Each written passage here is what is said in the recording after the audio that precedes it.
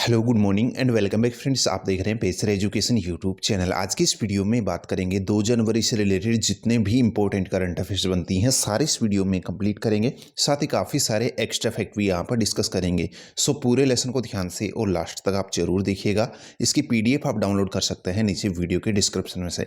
तो देखिए, सबसे पहले हम बात करेंगे जो लास्ट वीडियो की क्विज थी आपके लिए। क्वेश्चन था कि ज्योति सुरेखा वेन्नम का संबंध निम्न में से किस खेल से है। तो ज्योति सुरेखा वेन्नम जो है एक भारतीय तीरंदाज है। ठीक है, ये आपको ध्यान रखना है। तो इनका संबंध है आर्चरी तीरंदाज से। ठीक है, नेक्स्ट अब बात करते हैं जो आज की करंट अफेयर्स है।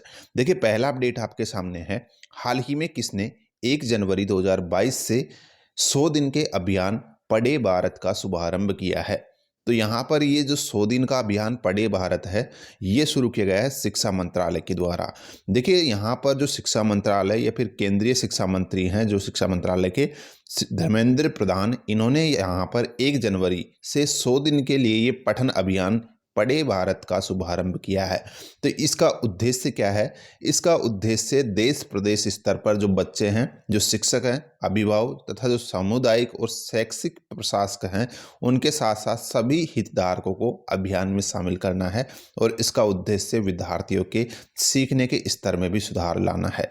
तो ये इसका मुख्य उद्देश्य है और इसी वजह से यहाँ पर इस अभियान को शुरू किया गया है। पठन अभियान पढ़े भारत का इसका शुभारंभ किया है। 100 दिन के लिए ये अभियान को शुरू किया गया है। ठीक है, नेक्स्ट अपडेट देखिएगा। यहाँ पर हाल ही में प्रधानमंत्री द्वारा किस शहर में मेजर ध्यानचंद खेल विश्वविद्यालय की आधारशिला रखी गई है? तो ये रखी गई है मेरठ के अंदर। देखिए, यहाँ पर मेरठ में जो है हाल ही में उत्तर प्रदेश का जो मेरठ है, वहाँ पर उसके मेरठ के जो सलावा है, वहीं पर बनने जा रहे इस मेजर ध्यानचंद विश्वविद्यालय की जो निर्माण की आधारशिला है वो रखी गई है। और यहाँ पर देखिएगा, जो इम्पोर्टेंट पॉइंट है वो है यहाँ पर किस शैली में इस जो मतलब कि विश्वविद्यालय इसका निर्माण किया जा रहा है। तो नागर शैली का उपयोग इसमें किया जाएगा। तो इसके निर्माण में कौन सी शैली? नागर शैली का उपयोग किया जाएगा। और इसको जो है सोमनाथ मंदिर का आकार दिया जाएगा इस मेजर ध्यानचंद खेल विश्वविद्यालय को। तो ये ध्यान रखना है। हाल ही में जो प्रधानमंत्री उन्होंने जो यहाँ पर जो कानपुर मेट्रो का जो उद्घाटन किया था, उसी के दौरान इसका भी यहाँ पर इस शिलान्यास रखा गया था। ये आपको ध्यान में रखना है। ठीक है, उसके बाद में देखिएगा नेक्स्ट अपडेट अपना। हाल ही में किस देश ने अंडर 19 एशिया कप क्रिकेट का खिताब जीत लिया है? तो ये जीता है यहाँ पर भारत ने। देखिए, भारत ने हाल ही में श्रीलंका को हराकर ये अंडर 19 एशिया कप का जो खिताब है वो अपने नाम कर लिया है। यहाँ पर हाल ही जो फाइनल खेला गया था भारत श्रीलंका के बीच में, भारत ने जो है श्रीलंका को 9 विकेट से हराकर ये यहाँ पर 8वीं बार जो है ये एशिया अंडर 19 कप जो है अपने नाम कर लिया है। तो ध्यान रखिएगा, इंडिया ने 8वीं बार जीता है ये एशिया अंडर 19 कप। ठीक है, ये ध्यान रखना है। उसके बाद में देखिएगा, और किसको हराकर जीता है? श्रीलंका को हराकर जीता है। ठीक है, नेक्स्ट अपडेट देखिएगा। यहाँ पर किस देश के विकेट कीपर बल्लेबाज क्विंटन डी कॉक ने तत्काल प्रभाव से क्रिकेट के मतलब कि टेस्ट क्रिकेट से संन्यास की घोषणा कर दी है? यहाँ पर जो क्विंटन डी कॉक है, इन्होंने हाल ही में टेस्ट क्रिकेट से संन्यास की घोषणा की है। किस देश के खिलाड़ी हैं ये हैं दक्षिणी अफ्रीका के। साउथ अफ्रीका के ये प्लेयर हैं जिन्होंने हाल ही में अपने टेस्ट क्रिकेट से संन्यास की घोषणा कर दी है। नेक्स्ट अपडेट देखिएगा। किस देश के अनुभवी बल्लेबाज रॉस टेलर ने मौजूदा घरेलू सत्र के अंत में अंतर्राष्ट्रीय क्रिकेट से संन्यास की घोषणा की है? तो ये है न्यूजीलैंड के। यहाँ पर बात हो रही है रॉस टेलर की, जो कि एक काफ़ी पॉपुलर बल्लेबाज हैं, न्यूजीलैंड के प्लेयर हैं, खिलाड़ी हैं, जिन्होंने हाल ही में यहाँ पर अंतर्राष्ट्रीय क्रिकेट से संन्यास की घोषणा कर दी है, रॉस टेलर। ठीक है, नेक्स्ट अपडेट देखिएगा। यहाँ पर केंद्र सरकार ने हाल ही में कितने राज्यों में विधानसभा चुनाव से पहले चुनावी बॉन्ड की 19वीं किस्त जारी करने को मंजूरी दी है? तो करेक्ट आंसर होगा 5 राज्यों में। देखिए, हाल ही 5 राज्यों में यहाँ पर ये 19वीं किस्त जो है चुनावी बॉन्ड की जारी करने की मंजूरी दे दी गई है, जिसमें उत्तर प्रदेश शामिल है, उत्तराखंड, हिमाचल प्रदेश, पंजाब और गोवा यहाँ पर ये शामिल है। ये चीज़ तो यहाँ पर कॉमन है, लेकिन यहाँ पर मेन इंपॉर्टेंट हमारा जो मकसद है वो है चुनावी बॉन्ड होता क्या है। ठीक है, जिसकी किस्त हाल ही में यहाँ पर जारी करने की मंजूरी दी गई। देखिए, चुनावी बॉन्ड जो है एक वित्तीय साधन होता है जिसका उपयोग राजनीतिक दलों को चंदा देने के लिए किया जाता है।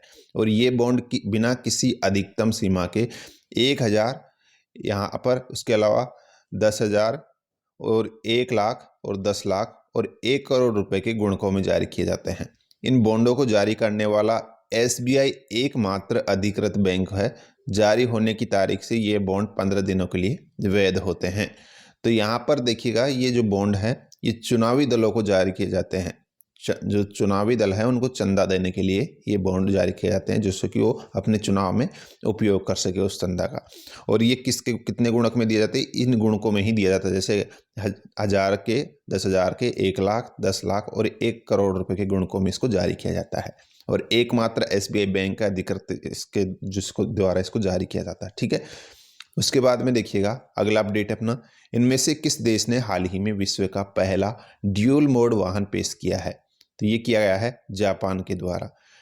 यहाँ पर विश्व का पहला ड्यूल मोड वाहन है, ये जापान ने हाल ही इसको लॉन्च किया है। अब यहाँ पर ड्यूल मोड का मतलब क्या है? देखिए, ड्यूल मोड का मतलब है कि ये जो वाहन है ये पटरी पर भी चल सकता है और सड़क पर भी चल सकता है।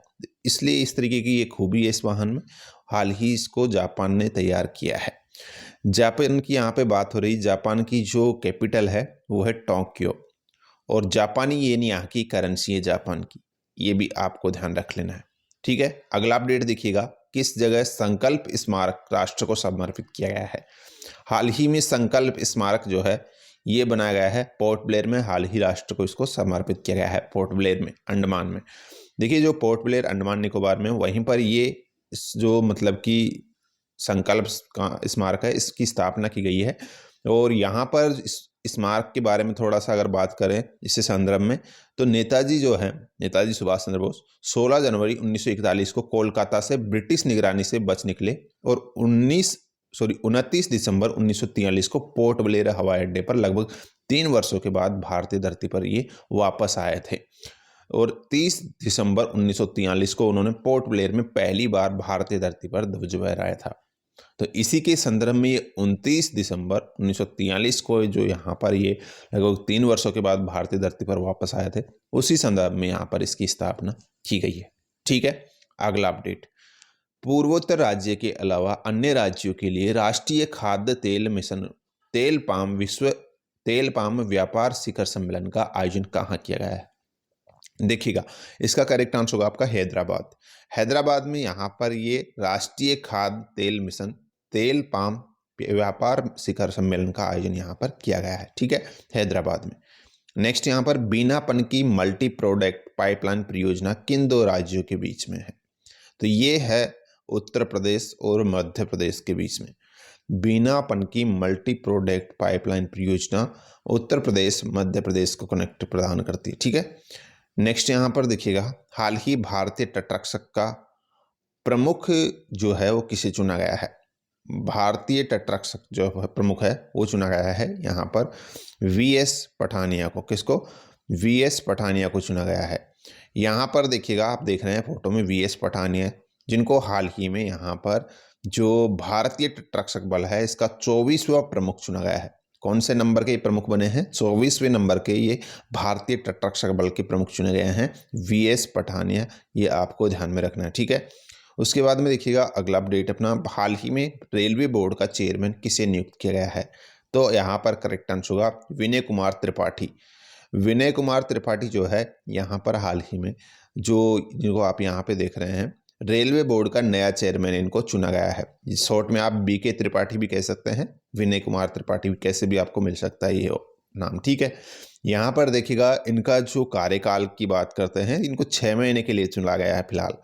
1 जनवरी 2022 से 30 जून 2022 तक जो है ये रेलवे बोर्ड के चेयरमैन और सीईओ के रूप में कार्यरत रहेंगे, ये आप ध्यान रखिएगा। ठीक है, अब बात करते हैं जो आज की क्विज है, इसका आंसर लिखना आपको नीचे कमेंट बॉक्स में। देखिए, क्वेश्चन है कि जुलाई 2021 में आयोजित पहली G20 संस्कृति मंत्रियों की बैठक की अध्यक्षता किसने की थी? तो यहाँ पर जो भी करेक्ट आंसर है लिखना है आपको नीचे कमेंट बॉक्स में। सो गाइस, ये थी आज की करंट अफेयर्स। आई होप आपको वीडियो पसंद आई है, तो लाइक शेयर जरूर कीजिएगा। आज की इस वीडियो में इतना ही है, मिलते हैं नेक्स्ट वीडियो में। धन्यवाद।